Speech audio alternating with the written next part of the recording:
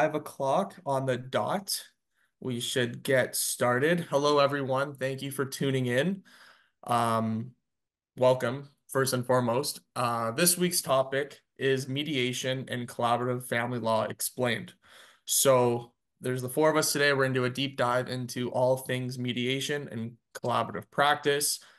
We do have a Q&A feature for our viewers to submit any comments or questions you may have throughout the show. We will do our best to get to them.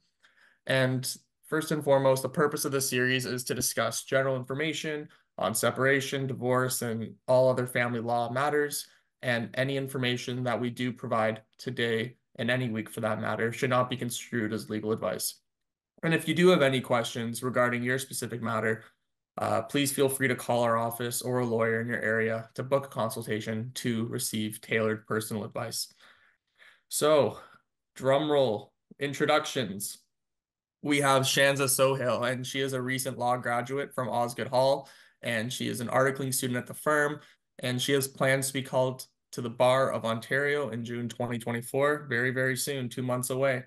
And Shanza is focused on launching her legal career in family law and is dedicated to providing empathetic and proficient legal support for those navigating family-related complexities.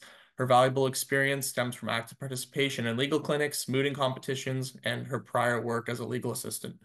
As she embarks on her legal journey, Shanza is poised to contribute to the firm's commitment to excellence in family law, leveraging her diverse background and unwavering dedication. Russell is the founder and senior partner at Russell Alexander Family Lawyers, and with over 25 years of experience, he uses his knowledge and expertise to serve his clients in all aspects of family law and helps them cope with the difficulties of separation and divorce. Russell has written 4 books and is fully trained, as with the rest of us, in collaborative practice, and he is a collaborative practice lawyer. And he speaks at conferences all over North America on collaborative practice, marketing, technology, and the law. Steph has been with RIA since 2018, and she was called to the Bar of Ontario in 2022, and she is now an associate lawyer at the firm. She completed her undergraduate degree at Queen's University, and she received her law degree from the University of Liverpool in 2020, where she graduated with first-class honors. She's also trained as a CP lawyer, as I mentioned previously, and she is committed to assisting clients through what is traditionally a difficult time by approaching matters with empathy, integrity, and compassion. Last, but certainly not least, is myself. I am an articling student at the firm, and I am also set to be called to the Bar of Ontario in June 2024. I am a graduate of the Ted Rogers School of Management at Toronto Metropolitan University, which was formerly Ryerson University, and I am a graduate of Queen's University Faculty of Law. And as I enter the next phase of my legal career, I am committed to positively influencing the lives of those facing difficult family situations. And outside of the office, I love playing hockey, watching Will Ferrell comedy movies, and cheering on the struggling Toronto Maple Leafs. Russ, you're muted. They won last night. Why are you saying they're struggling? Because it was 5-1 and they let them crawl back into it, and it was 5-4. And if Austin didn't get that empty netter, not making, I don't know, too close for comfort. I And feel I like think they like their fans to sweat. Yeah. They just Well, Marner wasn't playing last night, right? He's back Wednesday or next week. he's still not back. So Riley's back tomorrow. Morgan Riley's back. I don't know. I think we're gonna be playing Florida in the first round. So we'll see what happens. All right. Let's not keep our audience waiting on Exactly. sad tales of the Maple Leafs. Exactly. We will definitely jump right into it. So our first sort of topic for today's discussion is understanding mediation, and Shanza is going to explain how it works and its role in resolving family law disputes. Sure, thanks, Joe. So when you go to mediation, you're essentially resolving your family dispute with the help of a neutral third party. And this neutral third party, the mediator, assists the parties to reach a mutual settlement. In family law, you can go to mediation for any issue: spousal support, child support, property division, parenting time, decision making, anything related to your separation, you can mediate. Typically, mediation is informal. It's not adversarial, and That's how it's different than going to court. It's also voluntary. Either party can withdraw from the process at any time. All discussions during a mediation session are confidential and without prejudice. That means that they cannot be used against either party in court proceedings unless you opt for open mediation. In that case, the mediator can report about the process and its results to the court. If you're going to mediation and when you sign your contract, you can specify what can and what cannot be disclosed. Generally, the mediator is there to assist and guide the parties to come to a settlement. They cannot make any rulings or decisions. It's a voluntary process. They also don't provide either party with any legal advice. So it's good to seek legal advice if you are going to mediation. Mediators can be social workers, they can be lawyers or other professionals. And when you're going to mediation, the purpose is to try to reach an agreement.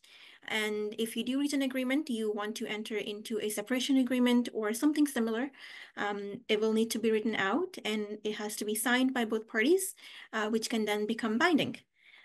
All in all, I think it's important to know that for a mediation to work, you need to be willing to try to work out a solution with the other person and just be able to talk about your needs and listen to the other person's concerns and being able to work together to be able to negotiate and come to a settlement. That's my little overview. Well, the only thing, there's recent changes to the Divorce Act. When I say recent, last 2 years, but it reflects some language they had in the previous act, I think it was Section 9, where professionals and clients have a duty to consider resolving the matters outside of the court system and through, I think the language is alternate family law resolution processes, maybe not quite that complicated. But mediation is a great first step because I see lots of people run off the court. Judge will ask, have you tried to resolve this outside? And they just issued the court application. And so outside the court system, so the judges send them on their way. So you got to go see a mediation, do some negotiation before you're going to get the input of a judicial official. So I think it's a great first step to consider. Yeah, and Russ, I do believe, have you had a file where there's been court-ordered mediation? Well, essentially the case management judge is saying, I'm not going to hear you until you go through this process. So it was an order, and although not formally typed up, but we'd gone back and said we still haven't tried mediation yet. The judge would still not hear us. They'd give us a new date. So effectively, it was court order. How about you, Steph? Have you seen that? I haven't seen it yet, but I have sought it. So just a file that I have right now. We're in the process of seeking guidance from the court and working to get it out of the court. So, well, if they're married, they need to comply with the provisions of the Divorce Act, right? So something to consider. For sure. And there's just so many benefits of mediation. Definitely going to touch on the three biggest ones that I see. The first being cost effectiveness. We have clients coming in here saying, how much is this going to cost? And then we always give them the classic lawyer answer, it depends, because it truly does depend. It's very fact driven, but what we do tell our clients or potential clients when they come in for intake meetings is that all in all, mediation typically costs less than litigation, as it involves fewer legal fees and court expenses. What's really great about mediation is that both parties can actually share the cost of a mediator, and that allows it to make it more affordable for everyone involved. And there's also some mediation services that are free of charge. And there's also mediation services that are also priced based on the incomes of parties. So it sort of acts as a sliding scale based on the parties' incomes. And truly, by resolving issues efficiently and effectively, mediation reduces the need for prolonged legal battles, which all in all saves significant financial resources. The next big sort of benefit of mediation is speed. Mediation offers a faster resolution compared to traditional court proceedings, which, as many of you may not know, it can drag on for years. By the time you first issue, by the time your application first gets issued, until you get to a trial, it can be 2 to even 4 years, depending on the nature of your specific matter.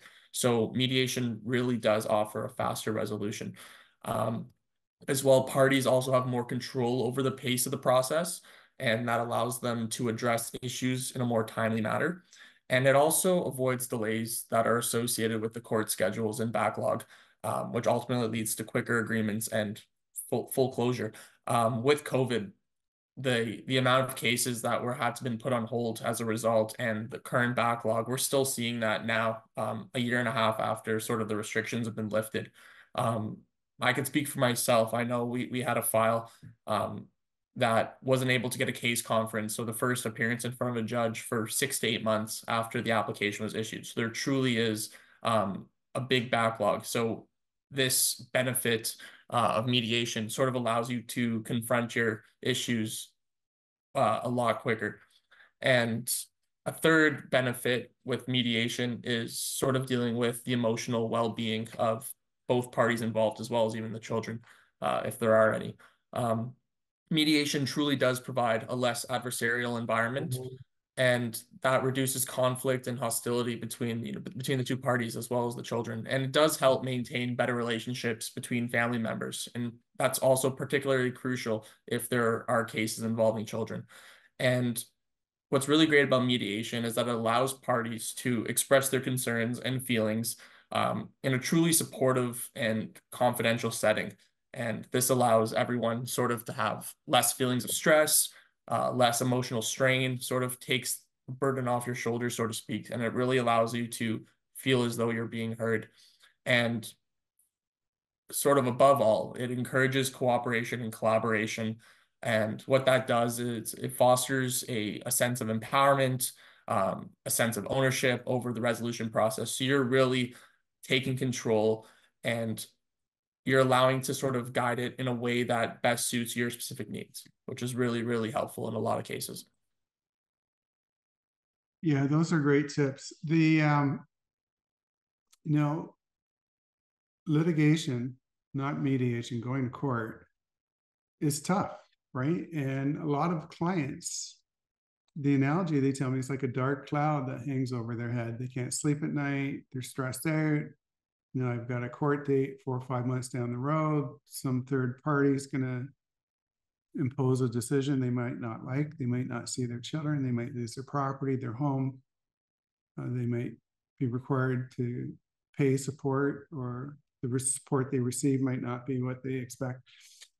So this emotional toll you're talking about, Joseph, is real, right? And mediation, many clients will say, is less stressful. You know, you're not in a public courtroom. You're in a private mediation center, sometimes in your lawyer's boardroom. You can control the schedule. You don't have to wait several months to get a mediation date. You negotiate an outcome you can find acceptable, as opposed to having an outcome imposed on you and your spouse and your children by a judge who may never meet your children. Not likely. The other thing I would add, and I think this often gets overlooked, is this idea of privacy, right?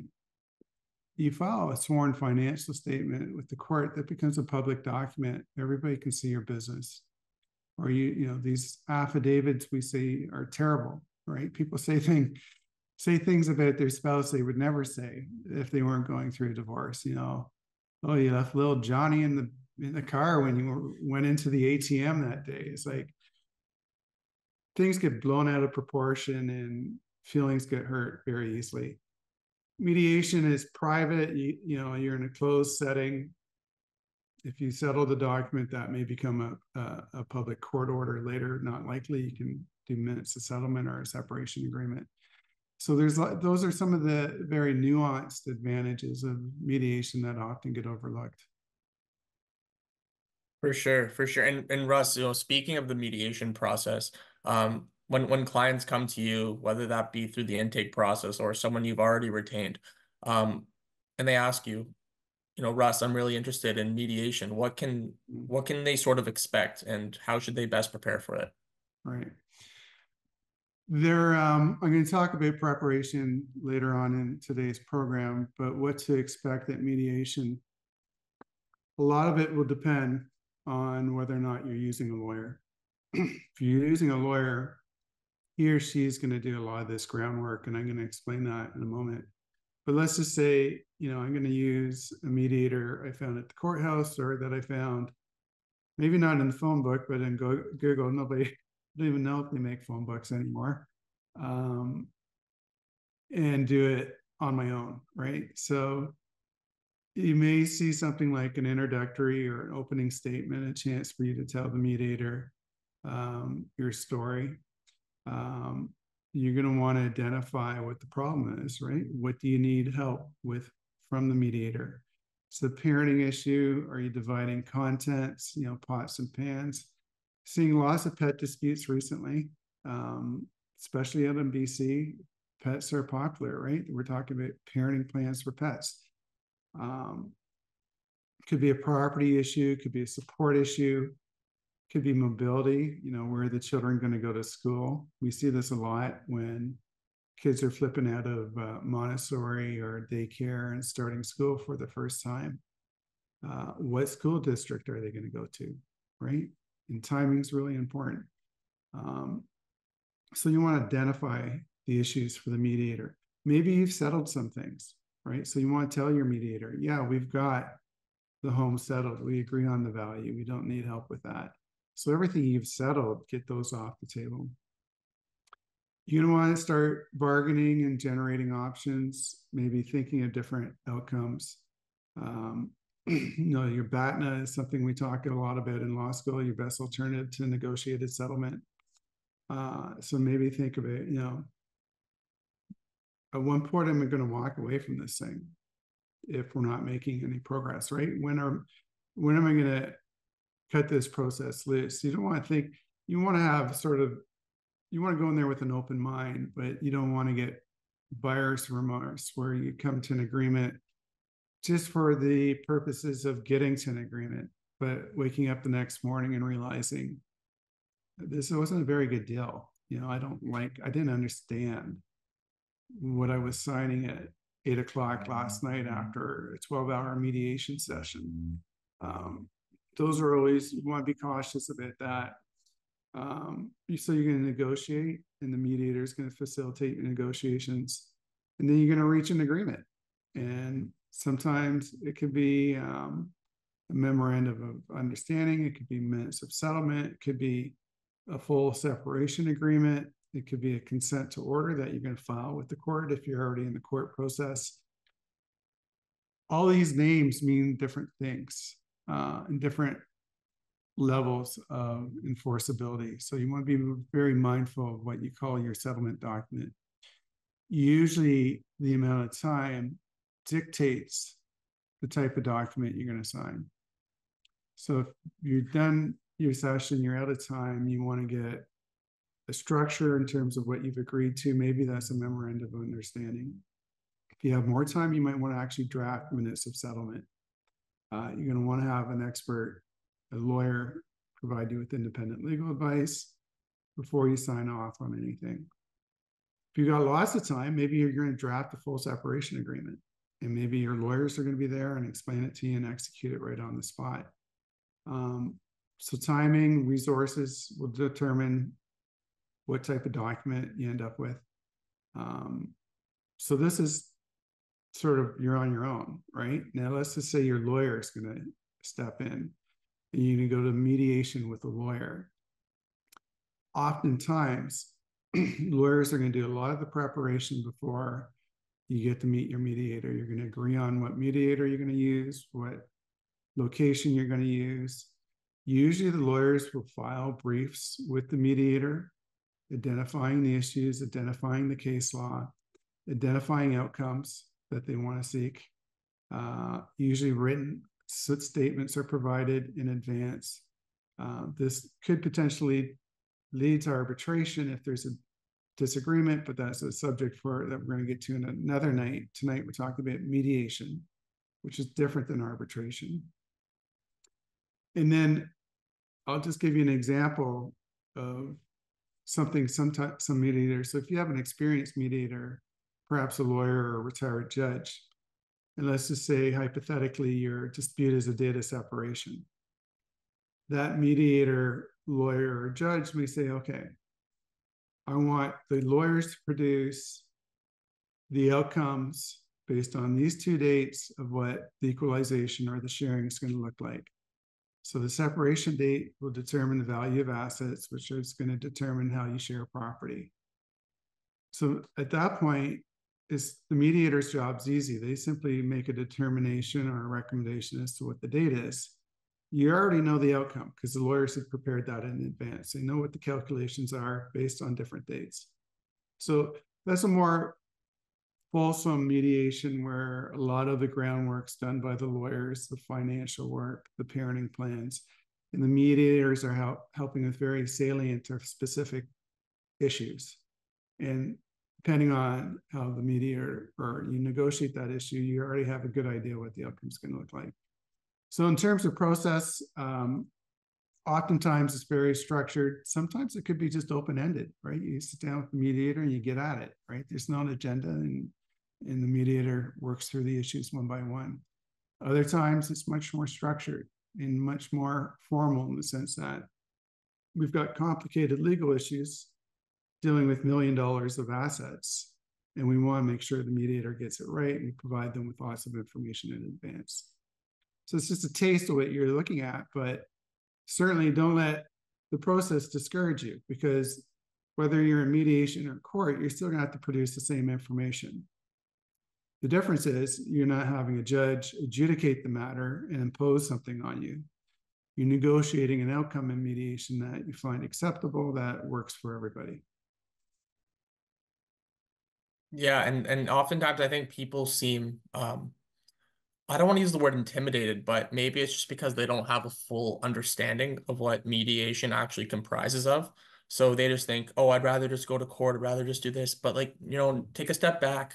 Like if you truly understand the practice of mediation, you reach the same goals as court, except you're doing it sort of, as Russ mentioned, on your own terms, and you're doing it where you have more control over the process, more control of your own finances in terms of the cost to go through the process. So it is a really great alternative.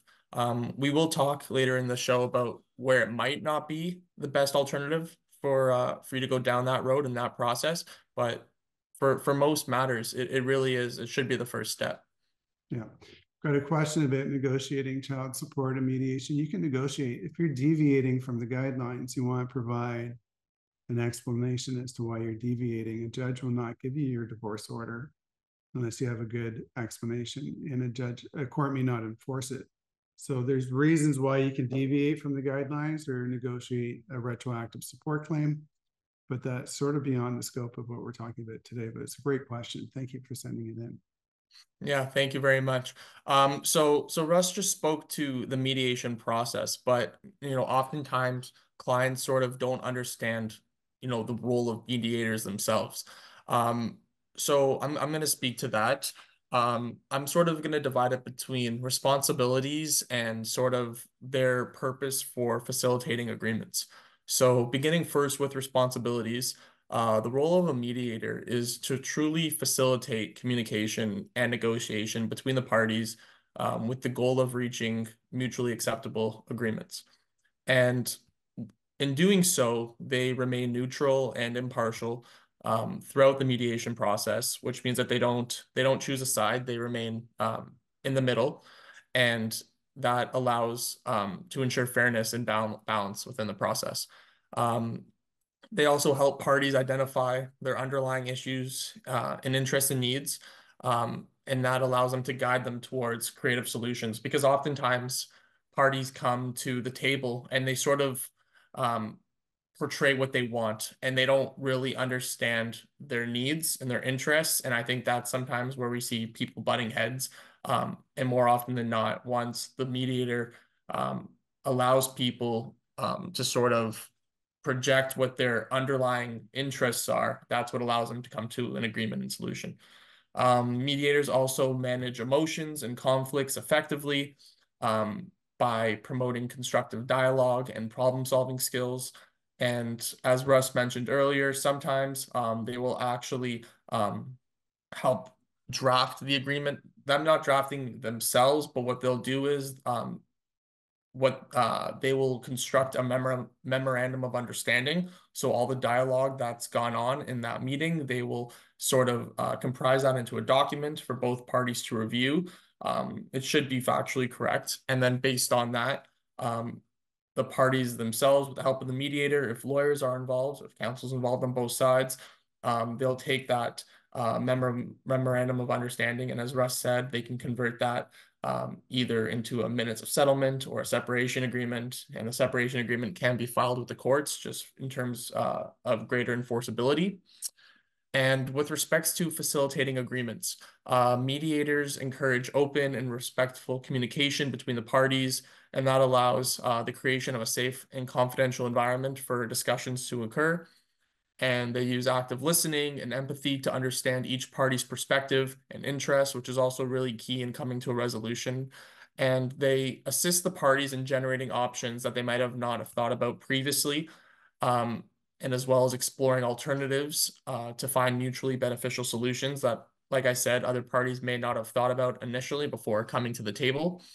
And they provide guidance, and sometimes what people don't like to hear are those reality checks to ensure that agreements are realistic and sustainable in the long term. And all in all, they help parties overcome impasse. Um, Basically, that means impasse is any obstacles or barriers that may occur in reaching a consensus in an agreement. And again, they facilitate sometimes the drafting and finalization of agreements.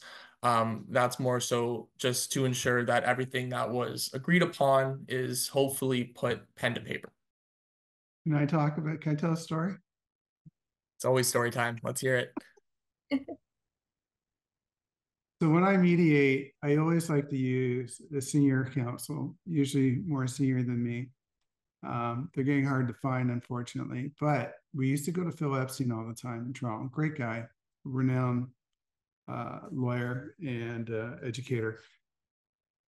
So what I liked about using a lawyer with some experience is they would also give you some guidance during the mediation, right? And say, okay, well, here's what I think you should settle for. And it's got some credibility, right? Because they've done this for 30 years or 25 years. And in terms of being a professional, when I'm thinking about my professional liability, well, if I've settled my client's case in accordance with Phil Epstein's recommendation, I'm pretty comfortable that we're out of the woods in terms of any kind of complaint later on in terms of what the settlement should look like. So, and then we've had some very high-end case with millions of dollars in support claims. And when you get over $350,000, the calculation, there's a lot of discretion in terms of what the range of support should look like. So that, it's a big dartboard, right? That you're trying to get right. And when you have an experienced mediator who's dealt with these cases before, giving you a recommendation and a range, as counsel and as my client who's I'm going to be advising, usually that gives us a comfort level, right? You're not sure if this is the actual result a court would come up with. The court may come up with a different result, but it's in the ballpark, right? This is within the range. And so that enables me to, put my opinion and my advice into some context in terms of whether the client wants to accept this proposed resolution and what the choices would be if they don't. So that's just my little story on mediators and how valuable they can be. Thank you. Thank you. Yeah. Story's over. No, for sure. I think that there's some great mediators. I know a question came in speaking to sort of qualifications and if that matters with different mediators. We're definitely going to discuss that later on. But now we are going to switch gears. We've spoken about mediation, but now we're going to move what's called to collaborative family law. As I mentioned in our introductions, all four of us on your screen are collaboratively trained. But Steph, what is collaborative law? Yeah, so collaborative law or collaborative process, it's another form of alternative dispute resolution. So it's another way to settle your family law matter without having to run to court.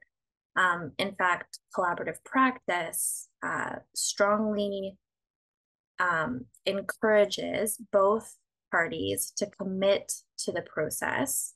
And to do that, many collaborative files will have both parties sign what's called a participation agreement.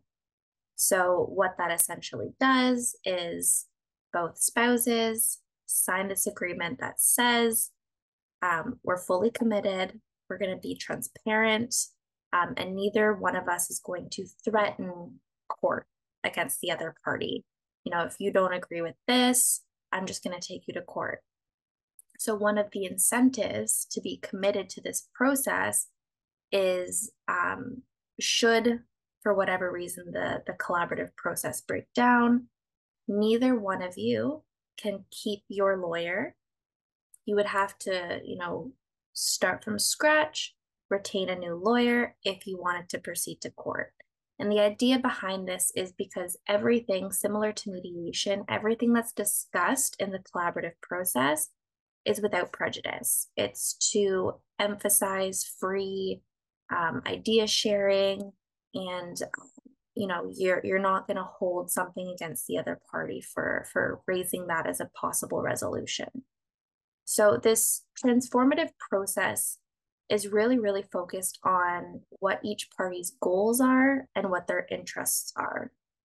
So Russ spoke a little bit about it last week, you know, really focusing on what is the desired outcome, or what are the key components that are non-negotiable or that you want to see for your family, for your child, children, whomever. So in order to help work towards an agreement and work towards a resolution, what the collaborative process offers is a chance to engage the assistance of other neutral professionals. So this team approach can sometimes involve a family neutral. It can sometimes involve a financial neutral.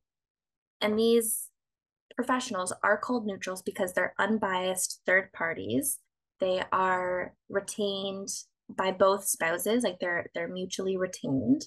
And the idea of adding these professionals to the team is the right person for the right job is assigned. So rather than both spouses having their own lawyers, you know, paying their own lawyers to do their financial statement and gather all the disclosure and prepare that net family property statement, that statement that sort of highlights all of your assets, all of your debts, instead of paying two lawyers to do the same thing on both sides, you hire a jointly retained financial professional who often is a lower hourly rate, and they work with both parties offline to establish the financial statements, the net family property statements, all the financial issues. And the same is said with a family neutral. Usually a family neutral could be somebody with you know, a child psychology background or a social work background, or they understand the complexities of the emotions that are so embedded in a separation, and that also provide a great, you know, great insight on any children, or how the separation could affect children, or how do you tell your children that you're separating. So they're a great resource to start working together with both parties to establish a parenting plan. So once the family professional, the financial professional, a lot of the groundwork is done, that's when often we see what's called a full team meeting. Everybody meets together, whether it's in person, or there's a lot that are happening on Zoom nowadays. And we talk settlement. You know, what are your goalposts? What are my goalposts? And how can we negotiate so that both parties can walk away with a final binding agreement that they can live with, and that is really a collaboration of what their goals are and what their interests are. So the end goal for many collaborative files is a fully combined and encompassed separation agreement. And it's to provide you with, a roadmap on how you're going to move forward. A lot of these family neutrals, financial neutrals are great people to speak to about what happens next. How do I start to budget now that we're two independent households?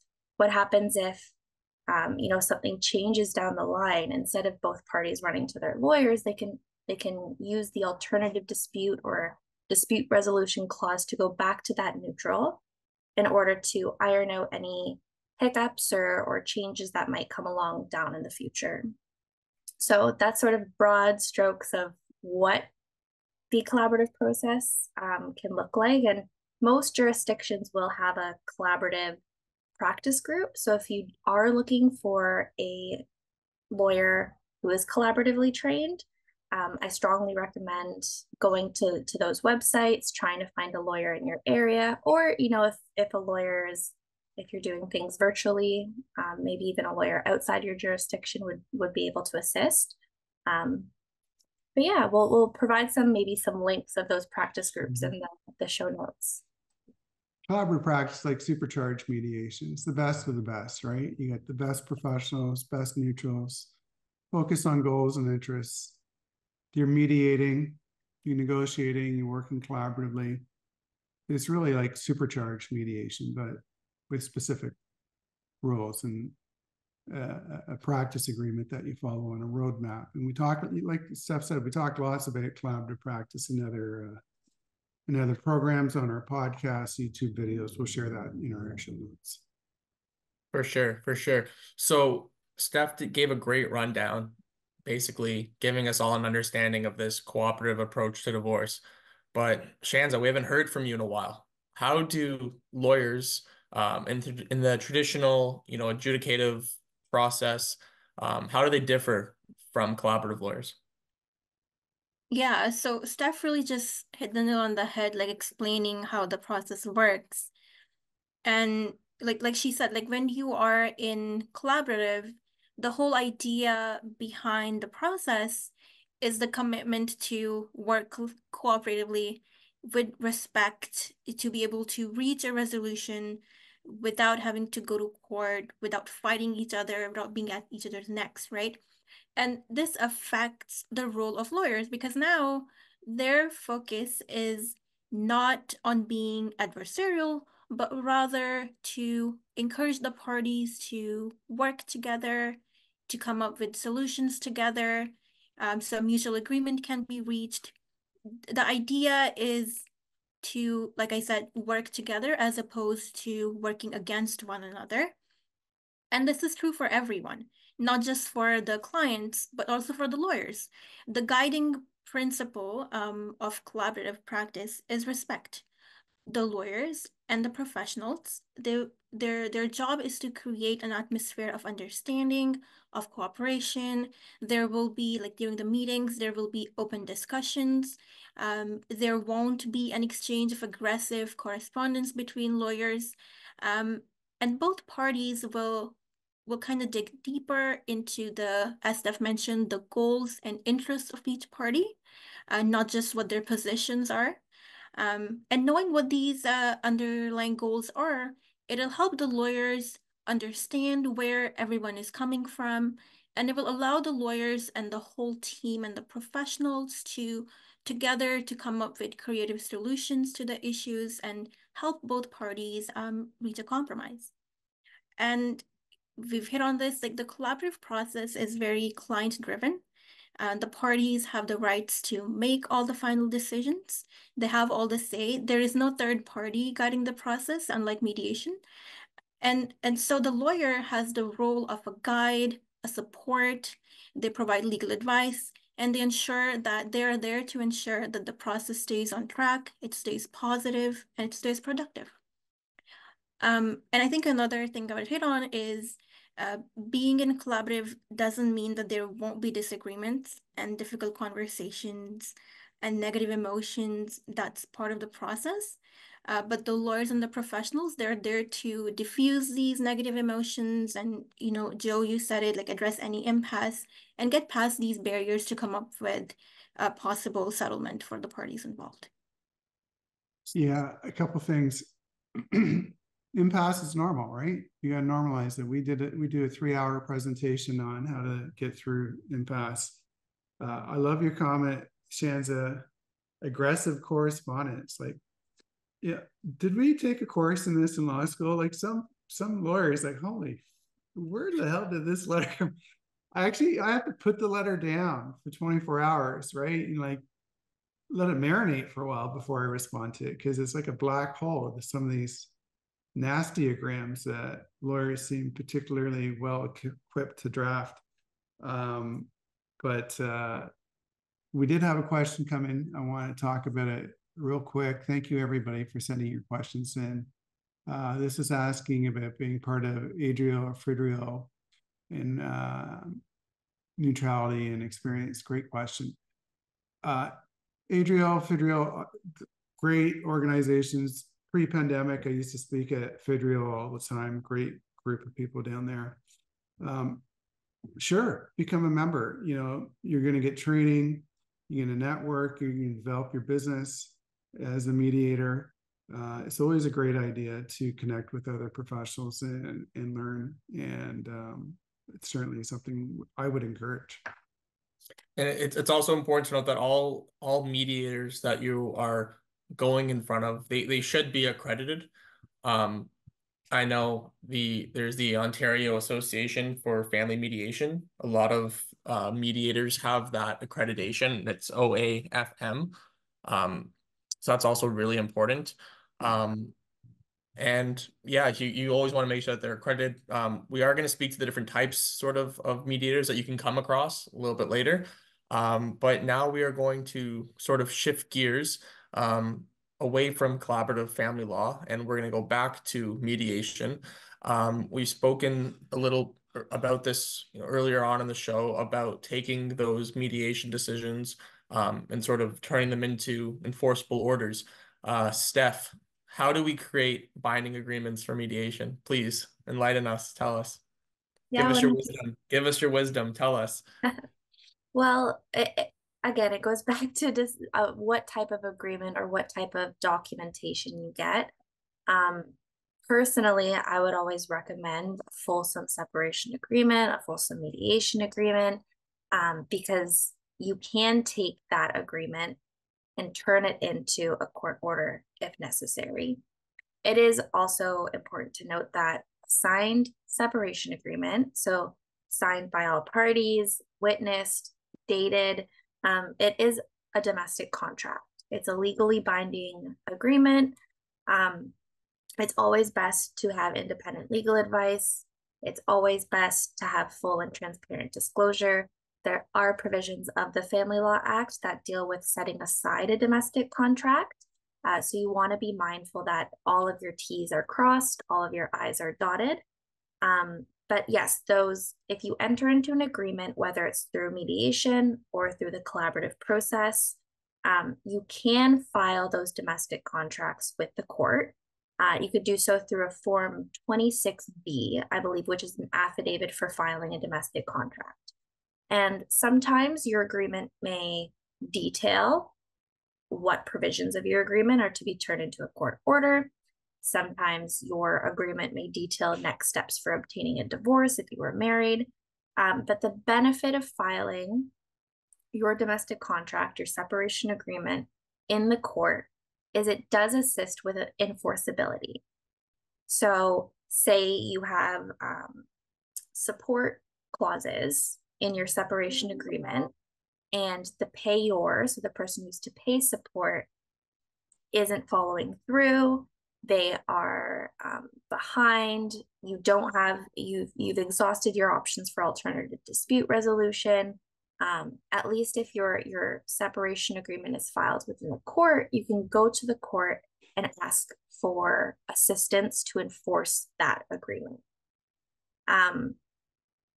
Usually we encourage people to follow their agreement. Well, we always encourage people to follow their agreement. You know, it's hard to say run right to court to try to enforce it. There are steps that you can take prior to going to court, sending an email, sending a letter from a lawyer, notifying them or providing notice that they are in breach of the agreement, they're not complying. But you do have at least some aids if your matter is filed in court, or your agreement, sorry, is filed in court.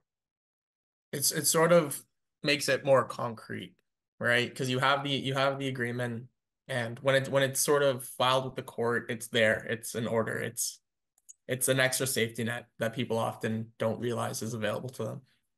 100%. But as we know, well, at least the four of us know, our viewers might not necessarily know. We did speak about this earlier, or I did sort of highlight it earlier, but mediation is maybe not always best suited for each and every case. It's very fact dependent, and there's times when it's not necessarily the best course of action. Shanza, when are those cases? Yeah, like you said, Joe, mediation is not for everyone. There are cases where we wouldn't recommend going to mediation. I think it's best suited for couples who can maintain some sort of respectful communication and share a desire, perhaps, to reach a resolution. Um, it'll work for parties who can interact with each other if there's children and the parties are trying to co-parent.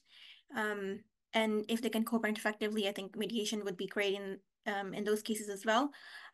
I think people who are seeking to move on and end things quickly without conflict, these are all signs that mediation is for you. But if there is history, I would say, of abuse or some other forms of power imbalances between the parties, mediation may not be the best course of action for those couples. Domestic violence, trauma, control issues, all of these can inhibit the spirit behind finding a resolution and the ability of the parties to be able to negotiate and talk freely. It's important for the parties to feel safe and feel heard. And if you're not getting that, then it's hard to reach a resolution. Um, if if you have been a victim of a verbal or emotional or physical abuse, or if you have trouble saying no to your partner, I think it's best to maybe bring it up with your lawyer. If you are in mediation, bring it up with the mediator, so the professionals they can respond appropriately, to protect you, protect your rights, and make sure that mediation is still the right course for you. I think mediation may also fail if the parties have strongly opposing views and they just refuse to compromise. If one party wants their day in court, they're insisting that they need to go to court and take a very, very rigid stance, then negotiations break down, mediation won't succeed, unless the parties are willing to be flexible. Successful mediations usually involve both sides making concessions on maybe the less important matters. When someone brings an ultimatum to the table, mediation is probably not going to succeed. And I know earlier, Russ, even you mentioned this, I think even the skills and the training of the mediator also matter, and it can definitely affect the process and how it proceeds. It's a good idea to choose a mediator wisely, depending on the issues that you're going to mediation for. Lawyers can help with that. But yeah, it's case to case. Mediation can be more suitable for some and not for others. If there are, like I said, abuse, power imbalances, coercive control. And even in those cases, you might still want to go to mediation, but it's best to have a plan. The lawyer should know what the history is of your relationship. The mediator should know, and because they are professionals and they have the ability to address these concerns. So yeah, it's very case specific. It's hard to say in black and white, like if it's applicable for you or not, but it's definitely something that everyone should consider. And sometimes it may not be the best, of course, for you. When we did collaborative practice 20 years ago, we'd always screen out domestic violence red flag these cases and say they weren't suitable for collaborative practice. But now perhaps the collaborative setting is the best setting for that, because the litigation in court can be a form of abuse too, litigation abuse. Mm-hmm. And I think we're seeing a lot of that in mediation, Shanza, where we do shuttle mediation so that people are not actually in the room, but the professionals go back and forth and create safety plans for victims of domestic violence. How are they going to get there? How are they going to get home? And develop detailed safety plans if we're going to be entering into that setting, have security if necessary. So there's some safeguards you can put in place. But do you guys want to hear another story? Is it getting too late for story time? I'm always done. It's always time for story time. You gotta be mindful of triggers, right? These people have been together 10, 20, 30 years. And we had a case where the wife collected these Royal Dalton dolls, right? It was a thing, right? And part of the husband's abuse would be he'd get a hammer and threaten to break the dolls during the relationship, right? And so he'd have this tapping motion, symbolizing recreating the abuse that this lady lived through. Now, it may seem like not that big of a deal, but this is psychological abuse that occurred over several years of the marriage, and it had a real effect on the client. But our family professional in the room would pick up on this signal that the husband, this tapping signal, and the client had told the professional about this experience, and she knew this was a trigger. The husband didn't like the way that particular part of mediation would go, and would do this tapping thing and setting a trigger off, and the wife, she'd shut down emotionally and basically couldn't function because she's remembering the trauma that she lived during the course of the marriage. So we'd call a break because of this conduct, right? That ended up progressing the shuttle mediation because it was just too much for that particular client to handle in that setting. But because she was surrounded by trained professionals, we're able to pick up on it. But had you not had the training, or had you not fully briefed with your client, you would not know this is a trigger, and this tapping motion set off this chain of events for this particular client. But it goes back to what you're saying, Shanza, about training and making sure it's a safe place and deciding if it's an appropriate case for mediation. Maybe shuttle mediation will work, or maybe the trauma is just so bad that it's not an appropriate setting. But really great discussion. Yeah, and that actually ties in nicely. We did get a question about, should family mediators, or I would even go so far to say as, family professionals involved in collaborative files, should they be trained in trauma-informed coercive control, family violence? And I would strongly say yes, for the exact reason that you mentioned. It's about being aware of, the emotional history and the behavior between these parties. Some of these couples that come to us, they've been together for 20 years. That's a lot of history and a lot of nuances and a lot of very specific ways that they could feel, like you said, Russ, triggered and just shut down emotionally. So absolutely. And that training is available through the Ontario site, OACP, the Ontario group. The international group offers that training, the IACP. I think OACP is offering it 2 times this year. I think they're 3-day programs. One's coming up fairly quickly, I think, in June. So look online for that training. Certainly a great tip and great question. Thank you, Steph. For sure. And that sort of dwindles down to, so we've provided everyone with sort of the process and everything around mediation and collaborative practice. But now it comes down to, how do we go about this? How do we find a mediator? How do we find a collaboratively trained lawyer in Ontario? Many different ways. What I point people first to is through research and referrals. That's always a great starting point. It's really wise for people to seek recommendations from trusted sources such as maybe friends, family members who have been through the process, or even other professionals in the legal field who may have a good reference. People can also research online directories, the Bar Association, so if they're in Ontario, the LSO, the Law Society of Ontario, as well as other professional organizations for certified mediators or collaborative lawyers who do specialize in family law. As I mentioned earlier, there's the Ontario Academy of Mediators and Arbiters. That's one. There's also the Ontario Association of Collaborative Professionals. Those are both two great websites to find collaboratively trained lawyers and as well as accredited mediators. We will post those links to those groups in the show notes. And going back to what Shanza said, it's also really important to consider the mediators or lawyers' experience, qualifications, and areas of expertise that are relevant to your specific needs. I know Russ mentioned he always likes going to a mediator, to a lawyer who's more senior than he is. I know he also did mention that they're sort of running out.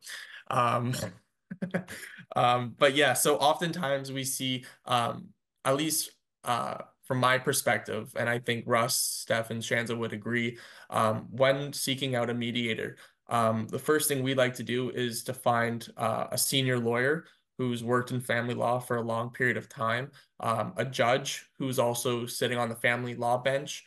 Those are really great starting points. Of course, going to a mediator who has a background in, let's just say, social work is also really good. But at least from my perspective, you guys can agree or disagree. We can have a round table on it.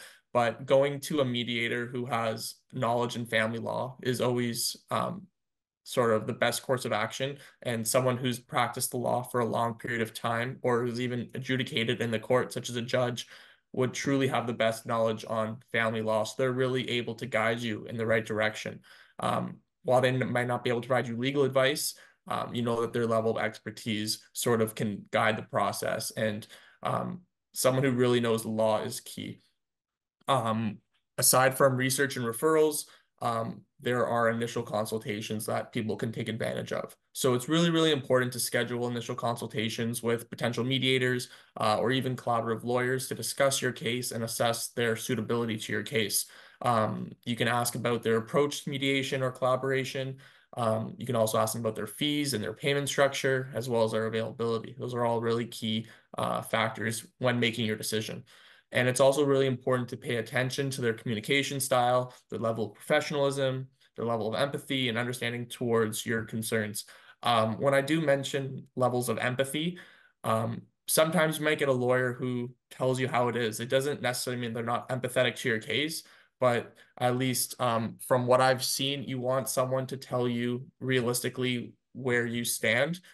You don't want someone to drag you slowly in the mud and then not tell you everything's going to be fine, everything's going to go like this way. And then it happens that it doesn't go your way. So it's really important that you don't necessarily confuse someone's empathy with them sort of telling you how it is. Because I think oftentimes you would rather know up front where you stand. There's also the issues of compatibility, sorry, excuse me, and trust. It's really important to choose a mediator or a lawyer with whom you feel comfortable with and you can trust to represent your interests effectively. You can look for someone who's impartial, which more often than not, all mediators are impartial, non-judgmental, and that are committed to facilitating a fair and respectful process. And also, it's really important to consider the mediators or lawyers' reputation and track record. If you go look through reviews, see how other people rate their services, that's also really, really important. And finally, which we don't really see often or people don't take advantage of often, is to ask for clear expectations. So that circles back to the, having realistic expectations and having that conversation with your lawyer. Really important to discuss your goals and priorities for mediation or collaboration, as well as any concerns or preferences you may have. It's really important to be open and honest about your case, not hide certain facts, because that's only going to hurt you in the long run. And it's really important that you understand you understand the mediator or the lawyer's role, the process that's involved, and the potential outcomes. Also important to clarify timelines and steps involved that you may have taken previously with your lawyer or the mediator so that they can be up to pace. And as well as we go back to it, any fees or costs associated with their services. So that's pretty much everything in a nutshell. Wow, that was great. You know, you're exactly right, Joseph. You don't want to be hearing bad news from the judge or the mediator. Your lawyer should tell you where your weak areas are. And it doesn't mean they're not being empathetic or they're not going to be fierce advocates. It just we're telling you what the likely outcome is going to be and managing your expectations. Like I agree, government websites, the government of Ontario, Law Society websites, great resources to have, but fantastic tips. What do you think, Steph, of Joseph's comments? Yeah, absolutely. And I think um, even just the mention of compatibility, a solicitor-client relationship is still a relationship, right? You need to feel comfortable being honest, because if you're not honest with your lawyer, how are they going to help you, right? You can't be hiding things. You can't be misleading them because then they're not able to do their job effectively. So absolutely, I agree with everything that Joseph said. Yeah. Shanza, any thoughts? Yeah, and I'll just say that this is a voluntary process, right? So if you're in this process, you're not confident about your lawyer, about the mediator, well, nothing's gonna happen. It's not gonna go anywhere. So the trust has to be there. And if at any point you think that it's not the best suit for you, so be it, right? So if you personally don't show up and you don't think it's going to work out for you, then it's hard for the process to move forward. So Yeah. it's really important that you do find that the best fit for yourself. I think you want to also be mindful of what you're mediating. And, my experience is great for parenting issues. The minutia of pickup and drop off times, activities, gymnastics, hockey. Mediators are great at that. You don't want to be paying your lawyer several $100s to figure out who's going to take little Johnny to the hockey game Sunday. I don't know why I always use little Johnny, but it just comes to my mind. Pots and pans. Judges hate pots and pans. You don't want to divide the stuff in your kitchen or your used furniture. That's great, again, for mediators. You don't want lawyers arguing over your couch that has a stain on it that you bought from the brick 10 years ago, right? That doesn't make economic sense. People will argue over it and pay lawyers, but it's not very practical. Other issues like significant real property issues that have tax consequences and capital gains and other things associated with. Good initially with a mediator, you're going to want to make sure a lawyer and maybe a tax specialist gives you some advice to make sure they get that correct. Same with big support claims, and pensions. These can get complicated. Again, a great way to start with a mediator, but you want to get that independent legal advice before you sign off on it to make sure that if you make a mistake on the math on a disposition cost, you could be at a few $100,000. Or there could be a survivor's benefit or something that's been overlooked. So be mindful of what you're mediating and the level of advice you're going to want to seek to make sure that you're making a good deal. Yeah. Perfect. Yeah, that's pretty much all the all encompassing with respects to that. Guys, we didn't really have a lot of questions today. We do we want to take one from the audience? How does Well, I've everyone got one feel? more topic we haven't hit. Do you want to hit it or take it off? Well, I believe you spoke about it a little bit earlier, but Yeah, if you I didn't get into the preparing. I'll just give you some quick takeaways, and then sure. we could do some quick Q&A because I think we're approaching the top of the hour. So preparing yourself, you want to educate yourself, set clear goals. We did touch upon that earlier. You're right, Joseph. Prepare the necessary documentation for either your mediator or your lawyer. Likely the other side too. It's possible they don't have the documents that you have. Develop your strategy. We talked about BATNA, best alternative negotiated settlement. Come up with some options ahead of time in terms of how are we going to deal with specific issues and outcomes that could be acceptable to you. So consider multiple scenarios.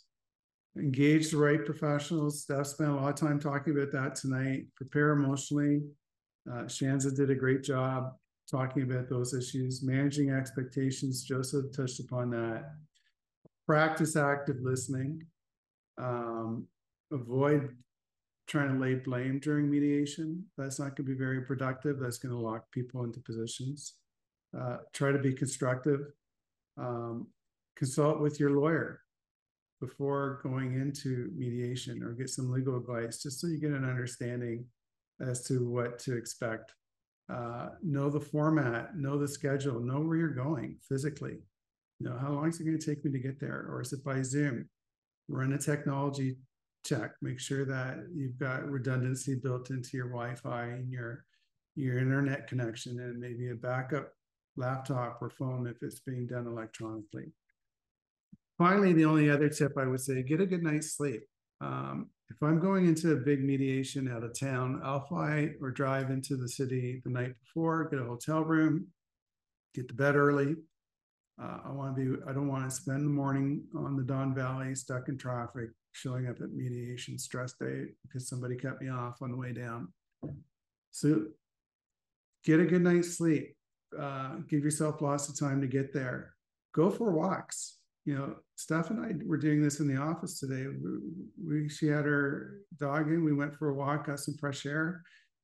Come back refreshed, ready to start the afternoon. Do this during mediation. Just even if you just go outside the building and walk around the block a couple times during a break or the lunch break. Be mindful of what you're eating, right? If you're eating heavy carbs, it's going to put you to sleep. Maybe choose some healthy options during the day when you're in mediation to keep you on your game. So just some basic tips that many people overlook, but could really affect the outcome of your mediation. So no Big Macs. You don't recommend them?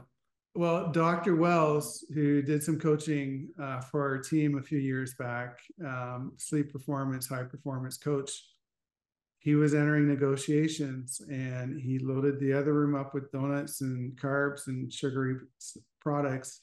His team had, you know, vegetables and healthy snacks. The other team crashed mid-afternoon. They ran out of gas. They were hitting the wall. They couldn't function as effectively as his team. So there is a lot of science behind it. No, for You sure. remember Dr. Wells coming in, Steph, and talking about that? I do. That must have been what, 4 or 5 years ago? It was in person, so it probably would have been pre-pandemic. Yeah. Yeah. It's funny, everything's pre-pandemic and I know. Post-pandemic. this. So yeah, really, right? Like Anyway, BCE AD. It's like that's like how we yeah, now it's pre-pandemic, post-pandemic. That's how we talk about time. yeah. I know we are a little bit off the hour, but there are a couple questions we can get to.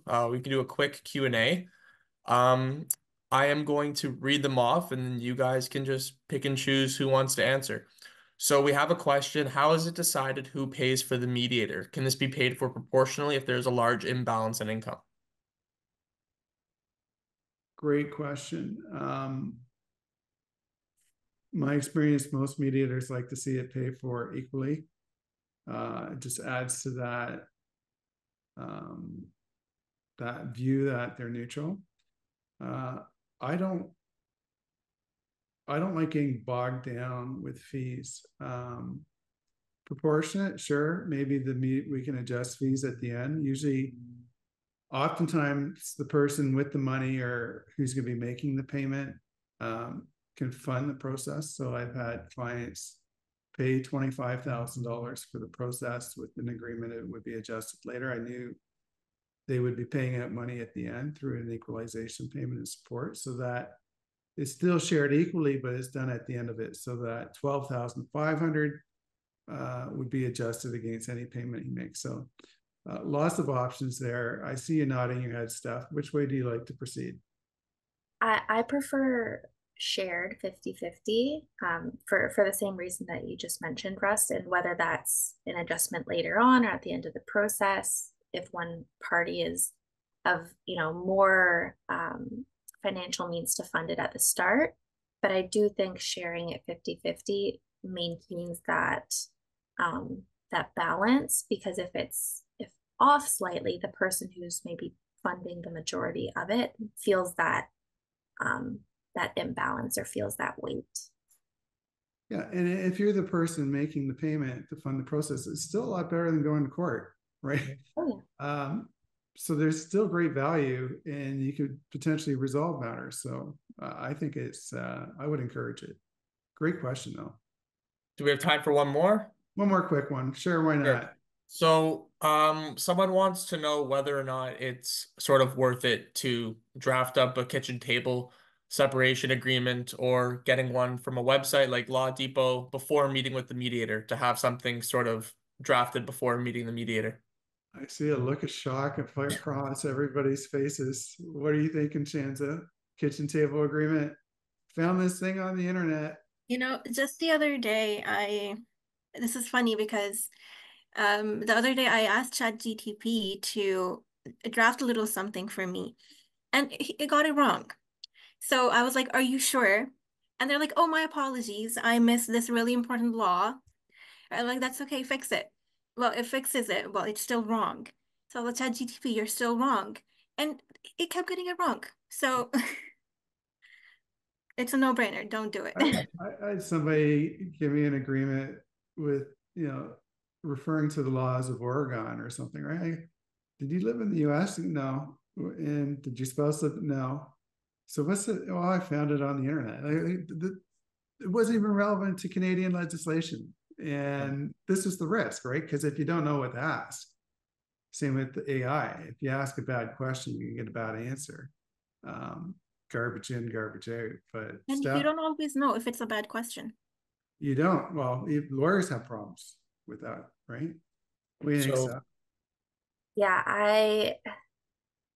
I strongly encourage people to stay away from those types of documents for the exact same reason both Shanza and Russ mentioned.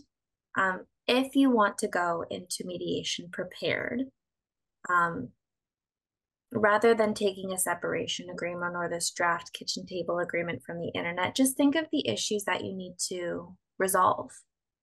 Can you come to an agreement on a parenting schedule? If you have issues or you have, areas that you need help with, highlight those to the mediator. Like Russ said, go in prepared, take as Yeah. many issues off the table that you do agree to, and then the mediator can help facilitate those areas that you can't come to terms on, that you can't come to an agreement on.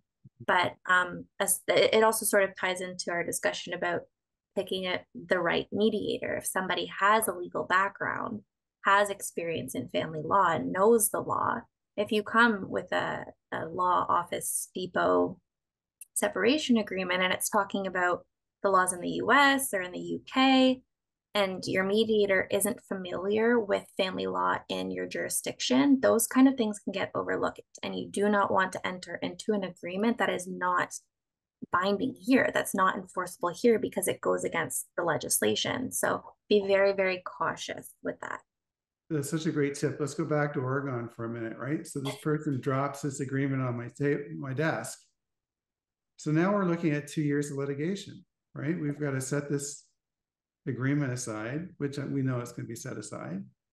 We're in court. We've got to redo, the lawyers have to fix everything, right? We got to come up with the correct calculation. So here you think you're saving a couple bucks, but you've now created this problem that you need to litigate for 2 years, and you don't know what the outcome is going to be. I've had people come in with these agreements. I tell them right up front, just agree to set it aside, because that's what the judge is going to do 2 years down the road, and let's do it correctly. You're going to save yourself a pile of money in legal fees, 2 years of litigation, and you can come up with the correct result. But that's tough, right? Because they thought they had a binding agreement, but they didn't realize it wasn't enforceable. Great question, Joseph. well, thankful to the our audience members for being so active today. It makes it Really great when you guys interact with us. It allows us to really give that information to you and direct the information to what our audience needs. So that's great. Thank you everyone for joining us today. Fantastic job tonight, Joseph, with the host. Oh, I see Yeah, that's why something. I was a little flustered at the end there because someone wanted to come play. I see a wild animal there. Shanza, fantastic. Staff, great job tonight as always. And thank our audience for joining us. It's been a great evening. Thank you, everyone. Have a good evening. Thank you. Take care.